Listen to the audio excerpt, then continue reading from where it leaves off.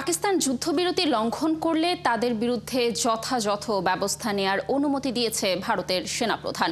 এই সংঘাতে ক্ষয়ক্ষতির বিষয়টি অনেকটাই এড়িয়ে গেছে ভারতীয় বিমান বাহিনী। এদিকে পাকিস্তান জানিয়েছে তারা কখনোই যুদ্ধবিরতির অনুরোধ জানায়নি। যুদ্ধবিরতি লঙ্ঘনের কথাও জোরালোভাবে অস্বীকার করেছে ইসলামাবাদ। এদিকে স্থায়ীভাবে যুদ্ধ বন্ধ করার উপায় নিয়ে আলোচনা করতে সরাসরি আজ আলোচনায় বসছে ভারত পাকিস্তান। সৃষ্টি ঘটকের প্রতিবেদন।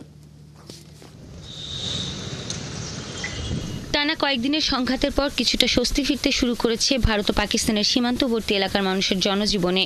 খুলছে দোকানপাট, স্কুলে যেতে শুরু করেছেন শিক্ষার্থীরা।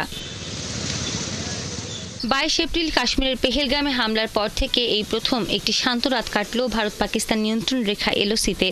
রবিবার রাতে দুই দেশের সেনাদের মধ্যে সেখানে গোলাগুলির খবর পাওয়া যায়নি।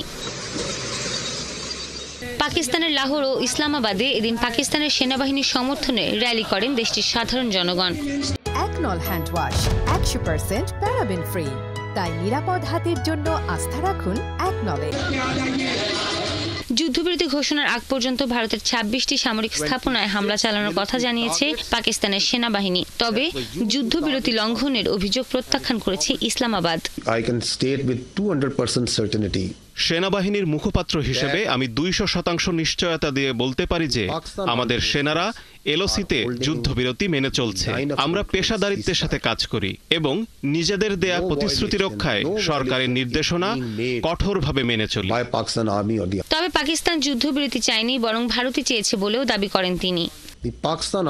এ সংঘাতে আমরা যথেষ্ট সংযম দেখিয়েছি। পাকিস্তান জানে যে ভারত পাকিস্তান বিরোধ 160 কোটি মানুষের জীবন ক্ষতিগ্রস্ত করবে। তাই ভারতের সঙ্গে আমরা কোনো যুদ্ধ চাই না। যারা যুদ্ধ চায় তারা আসলে দুপক্ষেরই ক্ষতি করতে চায়। এ বিষয়ে আমরা দায়িত্বশীল ভূমিকা পালন করেছি।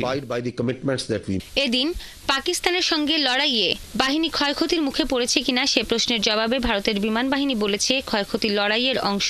তবে এ বিষয়ে বিস্তারিত আর কিছু বলেনি। ক্ষয়ক্ষতি লড়াইয়ের একটি অংশ। আমরা এখনো যুদ্ধ পরিস্থিতির মধ্যে আছি। এ পর্যায়ে আমি এখনই কোনো মন্তব্য করতে চাই না।